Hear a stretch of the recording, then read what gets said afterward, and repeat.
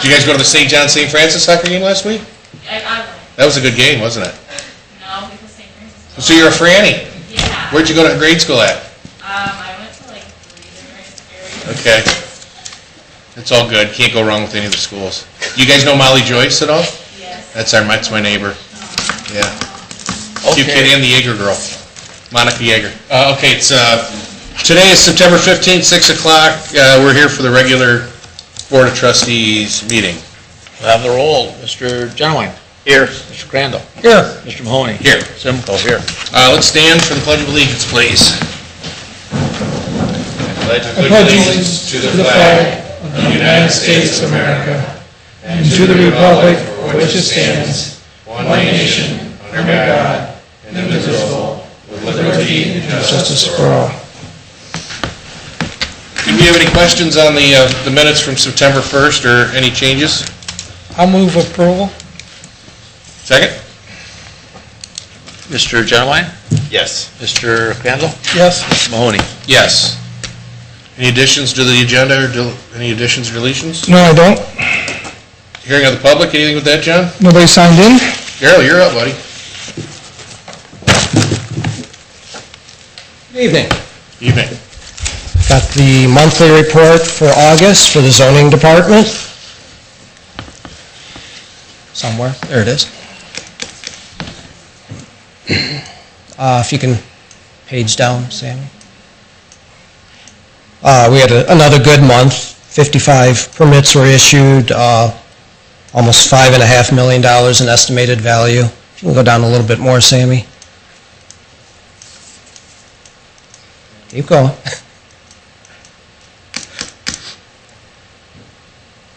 There we go.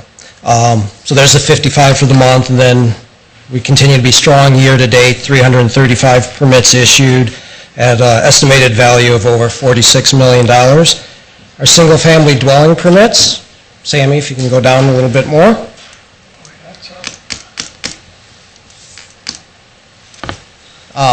Whoops, too far. Yeah, the bottom of the first page. I'm sorry. We're year-to-date 65 single-family dwelling permits. That's just a very slight increase over the 64 year-to-date last year, and we're up about 11.5% on estimated value of the new single-family dwellings. So even though we're building about the same amount of new houses, the value of the homes is greater than what it was last year. On the next page, the zoning complaints continue to be strong. We had 27 for the month of August, and we're at 160 year-to-date. Monthly meetings for the zoning department. The BZA was extremely busy last month. They had their regular meeting and then a special meeting later in the month, so they heard 5 cases altogether, 4 variance requests and 1 conditional use request. All were approved. The zoning commission did not meet. There was nothing on the agenda. Project plan review, we had the Central Park West Medical Center. That's Mr. Shrakowski. It's a project at 3130 Central Park West. As you may know, he demolished the auto wash that was there and the flex buildings behind it, and he's expanding on his medical office building at that location. And just one item of note, 5578 Centennial Road. This is the former Democratic Club of Sylvania. They are in the process of a zone change. It's kind of an odd situation. The front of the parcel is zone C2 commercial. The rear is A3 agricultural. The property owner wants to put a self-storage facility in there, and so they want to rezone the rear of the property to C1. Initially they asked for C2, and Lucas County Plan Commission recommended C1 instead because it's less intense. And our zoning commission heard that on September 9th and recommended approval of the C1 zoning for the rear of the property. And this will be before the trustees at our next meeting. That's all I have. Great. You know, I was talking to Mr. Zeitler today, and I know we've had 2 issues of the conditional use come up in the recent past, and I just wanted to clarify that process And I know one of the landowners who's being affected by one of the issues is here tonight. So if we could go over that process and just clarify that a little bit, for me, I would greatly appreciate it. Sure, sure, that's, conditional use permits are granted by the Board of Zoning Appeals. The applicant applies through the zoning office. It's of course a public meeting. Every property owner within 200 feet gets notice, as well as the notice in the Toledo Blade and on our website. What it is it allows, there's certain, not to bore you with zoning talk, but every zone district has its permitted uses and then things that are listed as a conditional use. So if it's one of those items that's listed as a conditional use, they can apply for a conditional use through the BZA for that zone district. If it isn't something listed in there, they just can't pull something out of the air and apply for it. The name kind of implies, conditions are typically set on it. The Board of Zoning Appeals, they may deny it altogether, or they may approve it with whatever relevant conditions as far as fencing, screening, ingress, egress, parking, landscaping, whatever. And if those conditions aren't met, when do we come in and tell them to stop doing what they're doing, and, when do we shut it down? And how do we do that? Well, we can't actually shut anyone down. That would have to go through the court. But send it like we did with one property I think you're speaking of. We sent a letter. According to our zoning resolution, we have to give them 20 days to correct the violation or apply for an appeal through the Board of Zoning Appeals. And they can continue operating even though it may be listed as residential at the time and they're operating a business out of it? I mean, I think we were all surprised, and we all spoke after the meeting, that we had looked at the property on Alexis Road and was, said that was a pretty clear violation, that they, I had difficulty going down the road. There were so many cars parked along the side of the street, and I can't help think the safety concerns of the residents, the increased theft and things in the area when that type of transient employee comes in, parks in front of your house, along with the noise in it and a lot of other things. So, I was under the assumption that they couldn't operate that until they came through the process and until that conditional use was approved. But you're saying that they can operate it until we say yes or no? I thought you were speaking about the other property that was previously granted a conditional use, so that's what I was referencing as far as going through the court. The one on Alexis, this has been going on for a couple months. I've been out there. I've spoken to the tenant who intends to buy the property. Actually, he has cleaned it up a lot. He had vehicles parked on the grass, and last I've seen that hasn't been happening. He is allowed one commercial vehicle on the property. He is allowed, well, technically 2 trailers. I think I told him 1. He is most likely, he's going to get back to me this week, but most likely going to apply for a conditional use for that property for a landscaping operation. And then that would bring it, into the public. He would have his chance to make a case. The neighbors would have their chance to make a case. The BZA, if they were to approve it, would certainly set many conditions on that. My staff report, whether I recommended approval or denial, I would certainly recommend a lot of conditions if it were to be approved, such as probably ingress, egress just on the Alexis Road Drive, not on the Plantation Drive. Privacy fence, and he's already inquired as to where his setbacks were to put up a 6-foot privacy fence all around the property. Probably some screening in front of the fence. Maybe limit the number of vehicles and whatever other conditions Yeah, the board or myself. a building, I'd have to have an allotted amount of parking spaces for my employees and/or customers.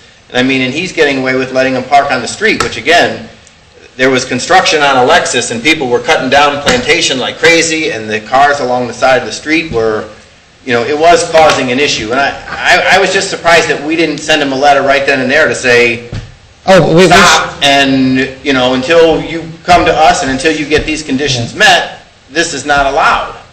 Yeah, but I realize now that if he only has the 1 trailer and things, then, maybe he can be there, but My question is similar to that. If we know like that particular property is agricultural, right? It's an ag zoning there, right? It might be It's A4. A4. So we know A4 can't operate that business there. Why would we need to wait 20 days, even though it's, you know, it says if it, hey, John, come on up, JB. Hey, Darrell, be smart to Yeah, hand Darrell, the sit ball down. out. We got an attorney here. No offense, Darrell. No, but before you leave, you say one truck, one trailer. How can you operate a business when you don't have the zoning? I don't get that myself. I mean, maybe in A4, you're allowed that, but he's operating a business there. Well, In A4 zoning, I a think. zoning violation is like any governmental violation. It's no different if the chief saw me going 100 miles an hour down Holland, Sylvania, gives me a ticket. I don't have to pay that fine yet. I get to go to court, Yeah. and he's got to prove that I went 100 miles an hour. It's the same thing with the zoning violation. I mean, I read the letter. That's all fine, but we have to have proof that that person is, well, not only that, and not only in that case, but any zoning violation. It's up to the township to prove that person is violating the zoning. They have 20 days to appeal that once Darrell gives a violation. Under your zoning resolution, they have 20 days to appeal that to the BZA. If the BZA opinion is adverse and they don't like it, they can go to common police court, then go to Court of Appeals, they go to Supreme Court. I've got a case out of Spencer Township now. This original zoning violation was a year and a half ago, and we're still fighting it in court. We're still in court, sorting that out. So it's not a quick process. We can't simply say, this person is violating the zoning. We have to prove that in front of the BZA. So that's why we don't have authority. And it can be a long, drawn-out process. It can be quite long. So Johnny, oh, sorry, go ahead. Go ahead. When the property owners don't cooperate with zoning, it tends to be a difficult thing to enforce, because you ultimately have to go to court. That takes a long time, because there's a lot of steps you have to take before you get to court. And we just can't simply say, So well, we're they're violating waiting. it. We've notified him and we're waiting for the 20 days. Well, I know Take the appeal. in the situation with the Centennial Road property, a notice of violation was sent out. Right, Right. that's the war zone. That's a war zone. They've got 20 days from whenever they got that to appeal that to the BZA. If they appeal it, then we go through that process. If they don't appeal it, and they continue to violate it, then we can go to court and ask for an injunction. At that point, we always take the position, they failed to appeal it, so they can no longer argue that they're not violating it. The only question is now, what's the penalty for them for not, for violating it? So we got to get through the BZA process first before we can go to court. So we've notified Alexis too? I don't know about, the two properties with the trucks we were just talking about? Yeah, I just became aware of that today. I don't know if we've done, yeah, that was the letter today. I don't know if we've taken any, but what we should do, if indeed Dale thinks there's a zoning violation, because it's something we're going to have to prove, and we'll have to have evidence, then he should cite them. He should cite them. He's got tree trucks and lawnmower equipment and it leaves every day. I Well, that's what, can just, take a picture of it. well, that's what we have to do. We just can't go and say he's violating it. We actually have to have evidence. Oh, it seems Evidence clear that to it me. was. I mean, I don't think there's any doubt his employees park on the street. Okay, then if that's the case, then we can issue a zoning, or Derek can issue a zoning violation, but then they'll have 20 days to appeal it to the Well, haven't BZA. we done that yet, technically? I know you sent him a 3-page letter, I saw that somewhere, but have we? Right. No, not technically the 20-day one, because he said he asked for the conditional use application and information about it. So I sent him that. So you gave him a little bit of slack, but I think we need to probably get that letter tomorrow. Well, but we've been talking to him since June, I Right. think, about, and he's been saying he's going to file a conditional use, and that's since June, and it's mid-September. So it seems like It can be. I know that's pretty good, but it What? seems to me that... I'd like to First thing to do is suggest, send the letter, then you can always withdraw it but that starts the clock ticking, so... Yeah. it doesn't sound like Burrell's familiar with this, but I read the letter. I mean, I saw the letter that came. there's been a lot of correspondence from the neighbor. I guess what bothers me is this has been going on a Right, long time. send the 20-day notice. And you can see the frustration building,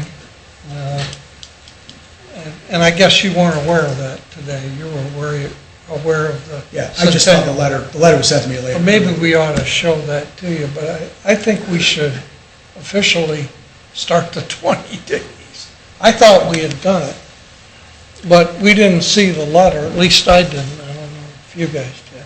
But we saw that you're voting the letter. But I Several. assumed that the letter said you have to cease running a business there. Well, it initially started, he's not the property owner. The property owner No, I lives know out that. of state, and so when this first started, there was a time lapse there by the time I got a response from the property owner, who pretty much just shoved it onto the tenant. And then I was able to meet with him.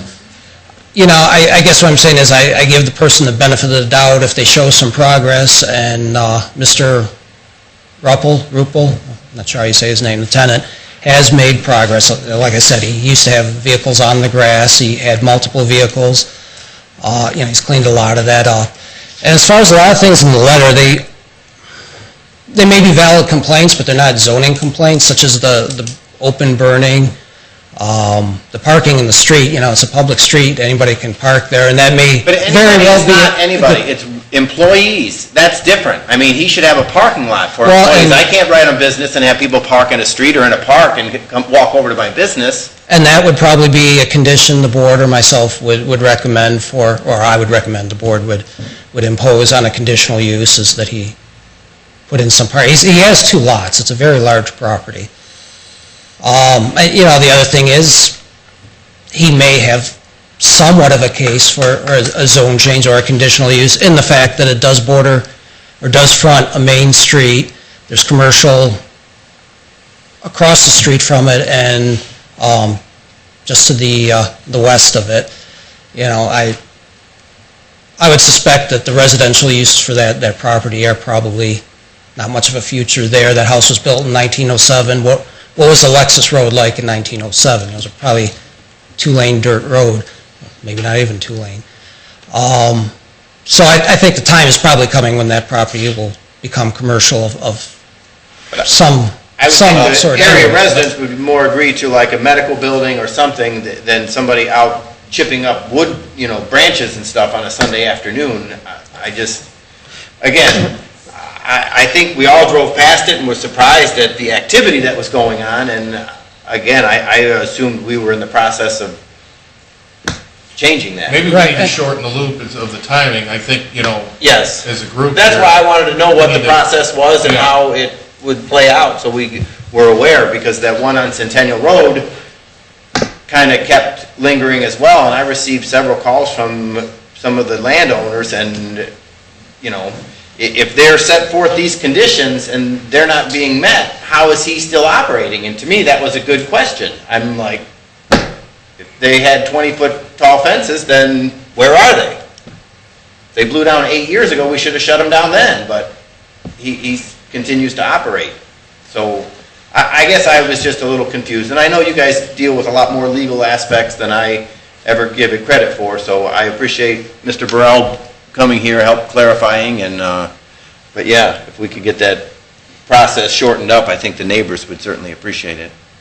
Well, I just add, since I can't live in that neighborhood, I don't really see equating what he is doing on his property, that sort of a commercial business, with a dental office across the street, which is extremely nice, and there's a dental office, there's parking on his property, and that for his employees. It's a lovely building. The other commercial building on the corner is a commercial art building, and it's back in the woods, you can't even see it. And then across the street, our senior living complex, it's a residential senior living, and then on the further up, there's a church there. There's nothing equivalent to that sort of a commercial establishment near there. I mean, and so you can say that it's Alexis Road and this and that, but surrounding that are residences. Right, I guess what I was getting at is, yeah, an office building would be probably the ideal commercial use to go there. The thing is, that would be zone C4, or worst case scenario C2, but most likely C4. Either one of those zone districts does also allow a landscaping business, so as strange as it may sound, a landscaping business and an office building are in the same zone district. Well, he's a different sort than a landscaping business. He's a different sort, but it also seems to me that if someone's violating the zoning resolution, as trustee says, I mean, they should be served, fairly quickly, and this has gone on since June with this guy doing this, and he's just kind of, in my mind, just stringing us along.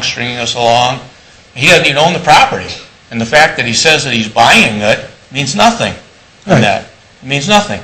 And the fact that we might recommend, which I'd be shocked if we would recommend that sort of business to get a conditional use, because it's incompatible with the other commercial structures around there and the residences. I'd be surprised if we would recommend that to our BZA, but I just think that something has got to be done to press this guy, and maybe it's a civil suit like John mentioned, but I don't know whether we have recourse in the Sylvania Municipal Court on a criminal charge or violation of charge there. I mean, that is resolved sooner. I know some zoning offices do that, but I'm not sure whether we do or not. John? I don't believe you have. We have in other townships, and that has been almost universally ineffective. The Sylvania municipal prosecutors are not interested in township zoning violations. That has at least been my experience in the last 20 years. We have tried to go that route because you're right, it is quicker, people are a little bit more afraid of the criminal process. They just sit over there, they never do anything. So in the last 4 or 5 years, I've given up even trying to go that route. Aside from, I hear what you're saying, because I'm familiar with that, but it might be something that at some point, I'm not talking just about this property, but in other instances, talking to the judge or the prosecutor's office and telling them that, well, at least register our objection to the prosecutor's office not doing anything about it. They just kind of sit there, because that is the case. Do we know anybody in the prosecutor's office? Well, that's their municipal prosecutor's office. Their municipal prosecutor, I do have a law director who appoints a municipal prosecutor. We have a new law director, of course. If you want me to, I can talk to Leslie and say, I'm calling on behalf of the trustees. John, how can a tenant apply for a zoning board of appeals? Doesn't it have to be the owner of the property? Zoning applies to people who either own or control the property. I don't know what the relationship is here. Well, it sounds like this guy who's got a business there is going to apply for the... In terms of a zoning violation, we can go after both the owner and the person who's committing the zoning violation. So you don't have to be an owner. You're right, though. The person who wants a actual change of zoning or conditional use would have to be the owner of the property. But we could pursue the violation against a non-owner too, as long as that is the person who's controlling the property. No, I get that part, but in this case, it sounds like we're dealing with the guy operating the business illegally. This property owner could do it. This person who rents the property could do it through the property owner. You can do that. I would think so. Yeah, it would have to be through the property owner. But you see that situation all the time when people buy property, condition on a zoning change. The people who buy are the ones who push it, but they just do it in the name of the property owner. Sure. All right, let's get on the case. I appreciate understanding it a little bit better, because people do come to us, and, I was under the assumption that, however we resolve those issues, it was being resolved, and I'm glad now we know and we can push it forward when we need to. Thank you. Thanks, guys.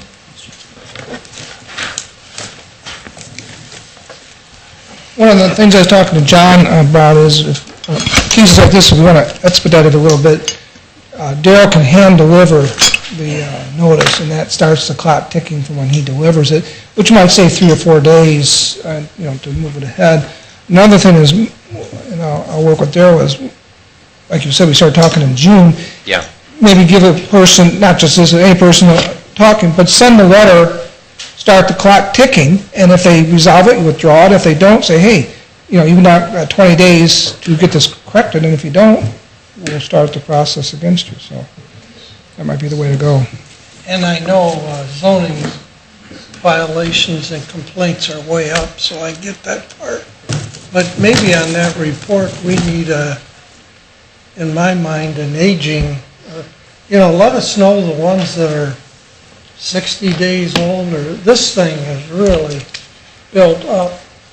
I think frankly, I feel like we've been slow to respond here. This has started in June, and here it is September, and he still hasn't applied yet, has he? or no, whether it's the owner or him, no one's applied technically to the, and yet we know there's a business going on there. Right. I think that's way too long. I talked to him yesterday, Monday, and he's told me that he would get back with me this week as far as what he was going to do with the conditional use, but... Maybe we need to see an agent. Don't wait, yeah. I don't like the point that someone complained, and here it is, 3 months later.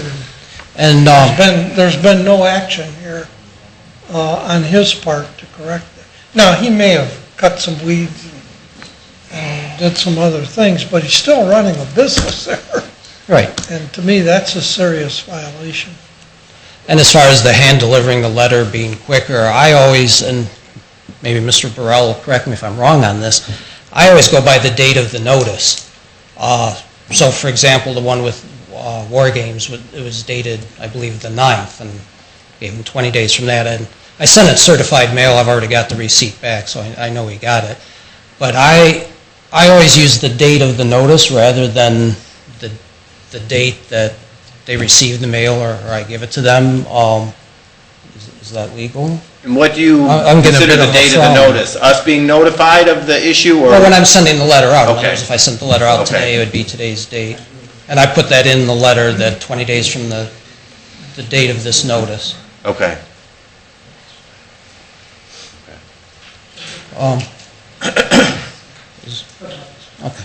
right, thanks, Darrell. Thank you Well, very let's much. make a goal of getting those out quicker.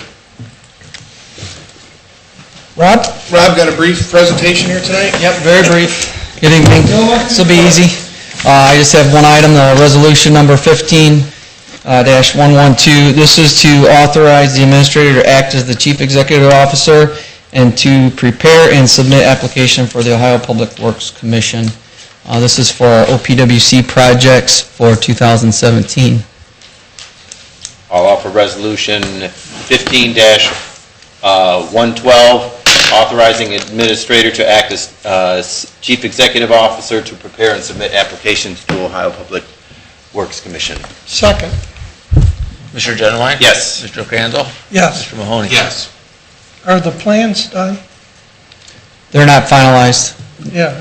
The application, we're in the middle of the application Yeah, it process. The says to first step. prepare and submit plans, but you're just making the app, aren't you? This is the first step. You'll do the plans if you get approval, right? Correct. We have the projects that we listed that we would like to Yeah, I get put on the application. Thanks. Okay. And it's 2017, right? Thanks, Rob. Thanks, Rob. Next up is the fire department. Chief Ram is filling in for Chief Kowalski tonight. Good evening, guys. Good evening. If you didn't hear already, Chief Kowalski was admitted to Flower Hospital this morning, so he's had some severe back pain. They did the check for kidney stones, nothing showed up, but he did get admitted somewhere around 10 o'clock this morning, so when I'm done here, I'm heading over, and as I get more stuff, I'll make sure to let you guys know. I am going to present the monthly report. Page 2, as you see, are our total responses. Responses are up. For the month of August, we had 508.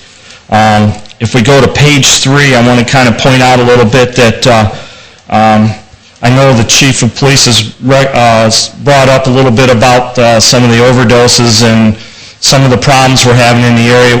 If we look at the way this is labeled, depending on how we're dispatched is how this gets covered. So if you look at like cardiac arrest, there's 5 of them. If you go to a sick person, there's 83. Ingestion or poisoning, there's only 2. The problem with that is if somebody's unconscious, they don't know how or what they're unconscious from. Guys, the numbers are up. I've been responding on as many of them as I can, and I'm a little concerned about it. I think we need to take a serious look as a community of what we can do to kind of, curb this just a little bit. Yes, sir. And it's prevalent. I know one day, last week I believe, or 2 weeks ago, we had 5 in one day. So, to me as a resident, lived here my whole life, I don't like seeing that. So, I'm sure we'll all get together and work on something to really try to curb this a little bit. Page 4, we did have 10 mutual aid ambulances in the month of August. Community risk reduction, Chief Freilich was pretty busy. They installed some more smoke alarms in families' homes. He did some fire safety training with the resident assistants at Lord's University. And then he did receive a grant from LA Global to purchase some more smoke alarms, which we did through Lowe's. Lowe's gave us a great deal on it, so we were able to buy more than what we thought with the grant money. He did some plan reviews, license inspections for preschools, did 11 final acceptance tests, and fire crews completed 248 inspections and re-inspections for August. And if I'm not mistaken, the other day, I know it's September, but we were up over 80-some% completion for the year already into 1st of September, which is outstanding. The guys were able to get out and get some stuff done. Fire Training Bureau, total training hours, as you can see, the target was 228. We actually had quite a bit of training actually in August. We did some rotating of the hose. As you remember, we got a huge hose grant. We were able to resupply all of our engines with brand new hose. So the guys, we loaded all new hose on the engines, and they went out and trained with it to make sure it, it operated the same way as what they were used to. Lucas County, can you go down just a little bit, Sam? There's a picture on the bottom. Lucas County, as you guys know, well, maybe the picture didn't show up. Lucas County really relies on our life squad and our first responders a lot for trial and error things, and they brought out a thing called a cardio quick patch, and as you're aware, when you have a 12-lead EKG, they put these patches all over you. This company came out with a set where you just set it down instead of having to find where they were, and they wanted us to trial them. Unfortunately, most of the reports I'm getting back is the guys don't like them. They're not reading as we thought they would, so the guys have kind of reverted back to the older ones, and we have been sending our evals down to Lucas County. But just so you know, our guys are accounted on a lot that Lucas County brings it out and says, trial this, let us know if it works good. If it doesn't, then we'll tell the company thanks, but no thanks. So the guys have really been working hard on getting the evals into Lucas County. And actually, I turned the page, there was 920 hours of training were actually conducted in August, because like I said, we did a lot of stuff with the hose. We did a lot of evolutions with the ladder trucks, both Tower 63 and Truck 64. So the guys spent quite a few days at the training tower. Actually, I have two small letters at the end, or thank yous. The one is from one of our guys that unfortunately is going to be retiring from disability. Doug Bourne was in the hospital and had serious surgery, and this is thanking Chief Kowalski, who actually showed up at the hospital and sat with his family while he was in surgery. And then if you look at the bottom, it says, thank you for the anniversary card. Our two administrative assistants make a point. They have it all laid out where the guys' anniversary dates or birthdays or anything like that. We send out a card with all of our signatures to the guys, and it's amazing what we're getting back from the guys. That even a birthday card to the guys kind of, it sets a tone. So I'm pretty proud that the girls and them came up with that. And then the last one is for the guys, again, from Life Squad 6. The guys, we do precepting for not all of, but for the most part, most of the paramedic programs in the area, Owens, and there's one out in, I can't even think of it, I'm sorry, out in Archbold, we are preceptors. So the paramedic students come and ride and do their Life Squad ride time with our guys. And this is a thank you from Nikki Fountain, who we helped. The guys actually helped her. And if you look at it, it says Nikki Fountain. She had medic student, crossed off student, and she passed her registry. So she was actually thanking the guys for what they did for her. So, and really that's it I have on the report, unless anybody has any questions on that. Yep, I'm here. This item I'm funding for the chief. Thanks, Mike. Is a resolution 15113, and it's authorizing the fire chief to apply for and establish whatever is necessary to establish a transport unit. This is not putting the transport unit in service, but there's certain licenses, drug, you probably know what they need. Yeah, actually, as a matter of fact, I worked for about 2.5 hours today with our administrative assistant and our HIPAA compliance officer to make sure that our HIPAA, that's what this is for, is to make sure we are working in line so that when we do, and if we do get the okay to start, then we're not behind the 8 ball, we're ready for it, so. So that's all this is at this point. I'll offer Resolution 15-113, authorization to allow fire chief to apply for and secure what is necessary to establish a transport. Second. Mr. Crandall. Yes. Mr. Genowine. Yes. Mr. Mahoney. Yes. Next up is our... Thanks, Mike. Before me? Good evening. I'll start with the monthly report for August. On page 2, you can see our calls for service. I won't go over all the numbers or what, they're there in front of you. I want to devote a little bit of time to a letter that we received at the end here.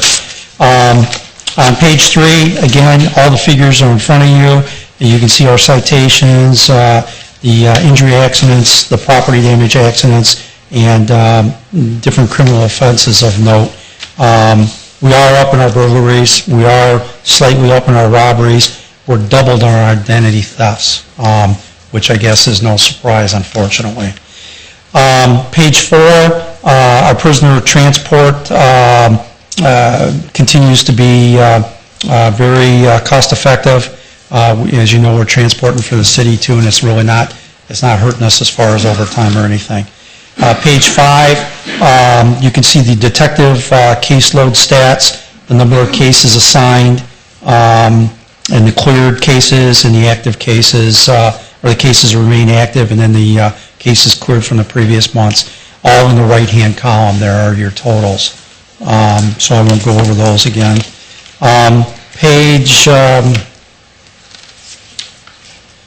Page 6, there's really nothing of note there for our detective and the DA task force. We didn't get a lot of money this month, unfortunately. Hopefully next month will be better. Page 7, of note, general, up at top, the second bullet point. As you know, we moved our community affairs office into the main station there. We're out of Mayberry.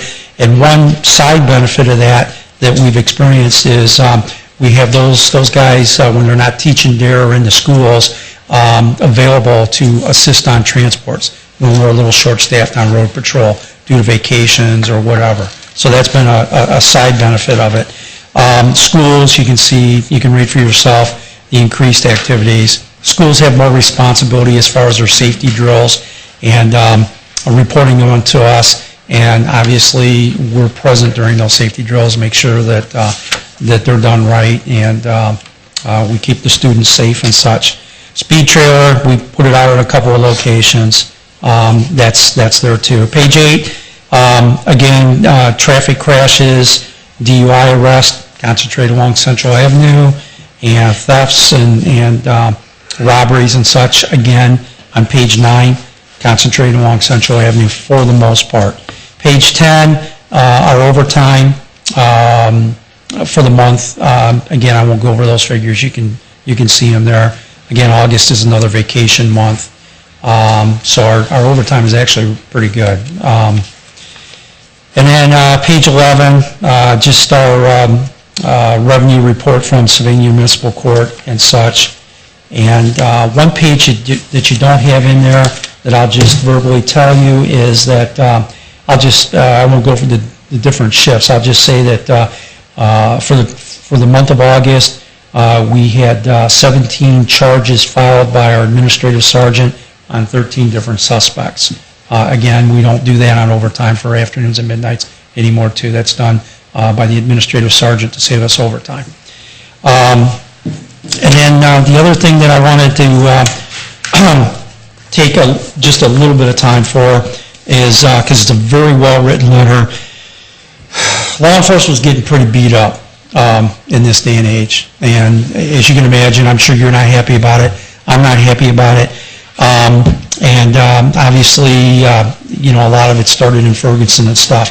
But I just want to actually explain this one situation. I want to commend Officers Tolleson and Schinover on day shift for the way they responded to a situation. It was on Central Avenue, those office buildings kind of across from Kistler Ford. And this gentleman runs a business out of there, but he's also a senior staff physician for Henry Ford Hospital out of Detroit, Michigan. And he goes on to say, and I'm just going to read it very briefly. He says it so much better than I can describe it very quickly here. And keeping in mind what's been going on across the country. On the afternoon of Saturday, August 15th, I was working after hours in my office at our newly relocated business. While having my phone in an inverted position on my desk in order to change the batteries, it apparently accidentally dialed 911. After replacing the batteries, I placed the phone back down on the desk without any knowledge of the call and continued to prepare to leave the office for the day. Because it was after hours and I anticipated being alone in the building, I carried my handgun with me. He's got a current CCW permit. As I was transferring it from the desk to my motorcycle vest, and it comes out later in this, so I won't tell you now. As I was transferring from the desk to my motorcycle vest, the door opened and it was Officer Tollison telling me that he had received a 911 call. Fortunately, the gun was not visible, but it was in my hand underneath the vest. So needless to say, this was clearly a very dangerous situation. After the initial shock, I informed Officer Tollison that the gun was in my hand and expected a panicked, aggressive reaction. He calmly removed the weapon from my hand, continued with his investigation, and politely excused himself after receiving answers to his very appropriate questions. After completing the inspection of the exterior of the building to ensure that all occupants were safe, he returned to ask a few more questions about other vehicles that were on the property. By this time, his backup, Officer Schinover, had arrived and the investigation was concluded without incident. Officer Schinover then invited me to fax an emergency contact list for our business. Both these officers were extremely professional and courteous in spite of what was a very dangerous situation. Reflecting on this situation from the officer's point of view, after receiving a 911 call from a business after hours and finding an unfamiliar black male holding a handgun, pardon the reference to race, but I believe it is very pertinent considering the recent highly publicized events, I am amazed at these two officers' restraint and professionalism. Needless to say, with less experience and level-headed officers, I could have easily been tomorrow's headline. I think that's a very good thing to know. So, Chief, I do have to make one comment. You know, on a lot of the letters you do read, Officer Tollison is involved. And I think he does a fantastic job for our community. I'm frustrated that he is no longer training our officers and, you know, kind of in the mentor program and stuff. I mean, that's the kind of stuff that really, there's no experience can, you know, prepare you for, and it's truly that wisdom that needs to be passed down, so. he had one of our new guys today. I let the lieutenant and Sergeant McKinney, because they've been running the FTO program, determine who they thought were the most appropriate FTO officers. And to be honest with you, I think everybody, I'm one of Officer Tollison's biggest fans because he's the only guy that's been around longer than me. But he is very, very good. What they tell me, the only thing lacking, you need really good documentation. They have what they call a daily observation report that the FTO officer has to fill out on the new officer. And those weren't filled out real completely and real promptly with Officer Tollison. I've never personally spoken to him about it, but that, because I asked the same question. Yeah. Because I think Tollison's great. Yeah. Okay? Yeah. But we do need that real good documentation. Unfortunately, we have other ones good too. But like I said, he did have Justin Tucholsky with him today. So Good. Let's utilize his resources and his knowledge while he's definitely, I hope he sticks around a while longer, but I don't know. You get to that age, you never know. Oh, yeah. Yes. Well, thanks, Chief. Okay, thank you. Thank you. Great job. Thanks. Oh, yeah, I do have that resolution, don't I? That's a pretty important resolution, too. I present to you Resolution 15-114 to certify the dispatcher active hiring list and authorize hiring of a dispatcher replacement. I'll offer Resolution 15-114 to certify dispatcher active hiring list. Second. Mr. Mahoney? Yes. Mr. Crandall? Yes. Mr. Genowine? Yes. Great, thank you very much. Thanks. Thank you. Thank you, Chief. Before I get started, I meant to say earlier, if you notice that Sammy's over there working the overhead, and there's no cable, we're doing it wireless, she on her own went online and learned how to download drivers or whatever those are. And I want to compliment her on the job she did all this time. That little unit was wireless, and you never knew it. We always had that wire that people were tripping over and that. So that's why she's running both at once, and so I just wanted to thank her for doing that. My first item is a request for a new liquor permit, Sylvania Country Club. This is for an additional permit, a D3 liquor permit, which is what we call the liquor, as opposed to beer and wine. I have letters from the fire and police that have no objections to acquiring a new permit.